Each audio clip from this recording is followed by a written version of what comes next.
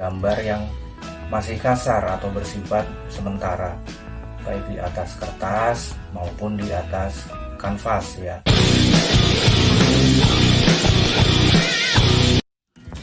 Assalamualaikum warahmatullahi wabarakatuh. Apa kabar anak-anakku sekalian? Kita bertemu lagi dalam mata pelajaran desain grafis percetakan. Ya, setelah di pertemuan yang lalu kita sudah membahas tentang tipografi, ya sekarang kita sudah masuk ke materi yaitu tentang sketsa atau menggambar sketsa.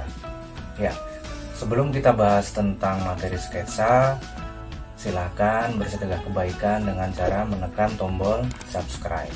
Bagi yang sudah subscribe, saya ucapkan terima kasih. Oke, kita langsung ke materi kita hari ini, yaitu tentang menggambar sketsa. Ya. Jadi yang pertama, sketsa itu secara umum seperti yang tadi saya sampaikan di opening adalah gambar yang masih kasar atau bersifat sementara, baik di atas kertas maupun di atas kanvas ya. Jadi dari sifatnya yang masih sementara itu nanti baru dilanjutkan untuk ke gambar yang sebenarnya atau dirapikan kembali gambarnya. Nah, menggambar sketsa ini, materi menggambar sketsa ini nanti berguna bagi kalian apabila ada uji level ataupun uji kompetensi, di mana di situ nanti ada materi tentang storyboard ya. Jadi di storyboard itu ada menggambar seperti sketsa, jadi menggambar bagian-bagian dari film atau scene ya yang masih berbentuk sketsa. Jadi ada manfaatnya sekarang belajar sketsa, nanti di kelas berikutnya kalian akan gunakan untuk di materi storyboard ya. Kemudian manfaatnya seperti yang tadi saya sampaikan, yang pertama adalah memberikan gambaran tema, kemudian meminimalisir kesalahan, kemudian mempertajam pengamatan, dan juga kemampuan koordinasi antara pengamatan dan juga keterampilan tangan. Jadi kenapa keterampilan tangan? Jadi semakin sering dilatih tangan kalian untuk menggambar, maka akan semakin lancar atau garisnya gambar kalian akan semakin bagus. Ya, kita ambil contoh beberapa pelukis-pelukis jalanan yang sering kalian temui, mungkin mereka tidak langsung mahir atau pintar menggambar. Jadi mereka belajar terlebih dahulu untuk melatih keterampilan tangan. Semakin sering berlatih, maka akan semakin mahir mereka dalam menggambar. Ya, ini fungsinya menggambar sketsa. Nah, kemudian ada aturan-aturannya dalam menggambar sketsa. Yang pertama, membuat kerangka gambar ya. Kerangka gambarnya jadi terdiri dari garis horizontal dan vertikal, yang dimana di situ dibuat secara tipis-tipis nanti untuk sebagai kerangka gambar utama atau objek utamanya. Kemudian setelah membuat kerangka adalah menggambar garis sekundernya, jadi melukis kerangka di dalamnya, jadi masih dalam keadaan tipis-tipis ya. Jadi jangan takut salah atau jadi untuk yang pemula biasanya masih susah membedakan antara gambar yang tipis-tipis dan gambar yang tebal. Jadi ada kalanya kita perlu menggambar yang tipis-tipis terlebih dahulu, jadi untuk meminimalisir kesalahan. Nah, kemudian setelah sudah terbentuk dengan benar, baru menebalkan gambar yang utama atau sketsa yang utamanya sudah benar, baru ditebalkan. Nah, kemudian ada beberapa peralatan di sini yang digunakan untuk menggambar sketsa. Yang pertama tentu saja media gambarnya, yaitu berupa kertas. Jadi bisa kertas yang sering kalian pakai, kertas gambar atau HVS atau manila. Nah, kemudian alat gambarnya tentu saja ada pensil, ada mungkin nanti dipakai rapido atau pensil rapido, tinta buat rapido. Kemudian ada alat gambar. Di sini ada program komputer Aided Design CAD, atau kalau sekarang mungkin bisa pakai Pentab ya, yang bikin gambar. Kemudian software desain grafis lainnya. Nah, kemudian Untuk alat bantu lainnya mungkin ada lightbox untuk menerangi gambar kalian, ada scanner mungkin nanti setelah jadi sketsa kemudian di scan untuk ditransfer ke komputer kemudian menjadi sebuah gambar ilustrasi barangkali. Nanti next, sabar di pertemuan depan saya akan bahas tentang gambar ilustrasi. Nah, kemudian mungkin ada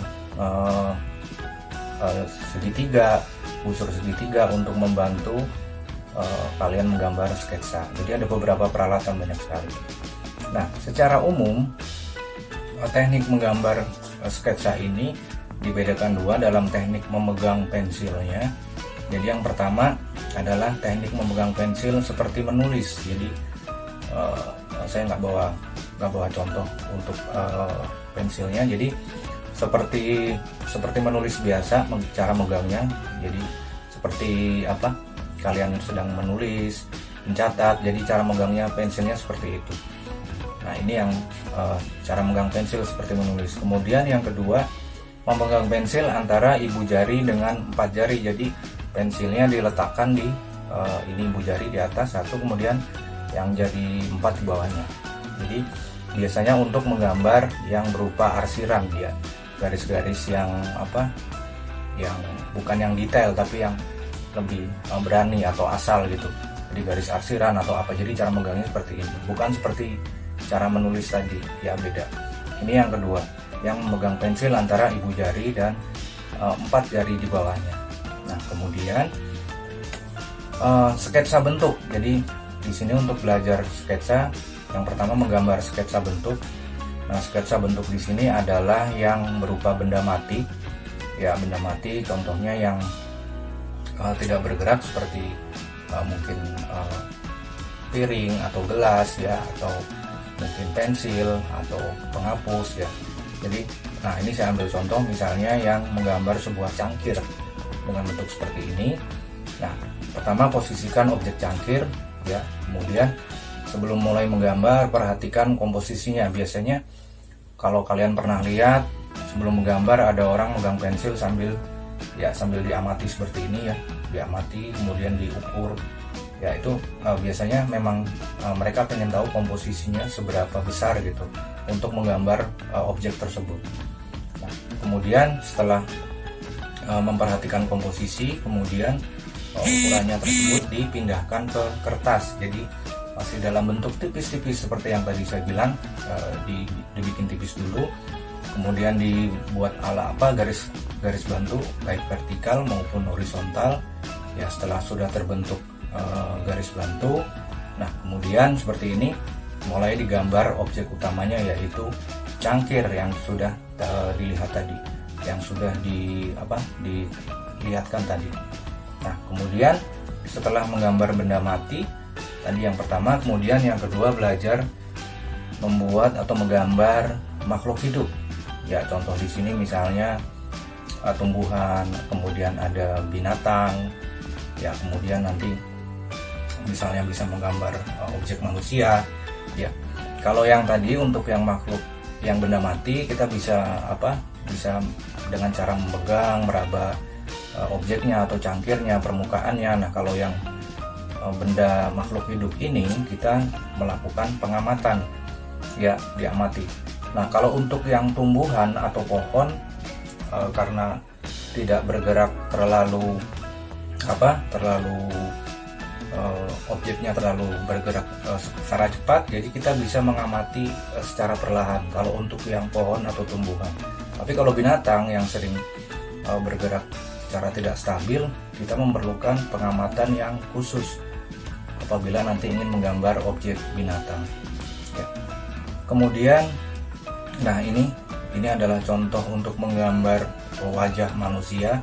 Jadi awalnya adalah berbentuk buletan dulu seperti telur, ya, oval.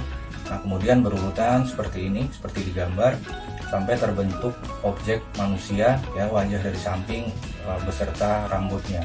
Jadi ada urutan-urutannya untuk menggambar objek wajah manusia. Nah, kemudian yang berikutnya setelah tadi benda mati, kemudian makhluk hidup. Nah, sekarang menggambar, kalau Anda sudah mahir 2 tingkat itu, kemudian yang berikutnya adalah menggambar sketsa di suasana yang ramai. Nah, contoh di sini adalah suasana di pasar, di mall, atau di acara-acara musik, di keramaian ya. Jadi di sini objeknya lebih banyak. Ada benda mati, ada benda hidup, ya campur di situ. Kalian aplikasikan di satu gambar atau di satu kanvas.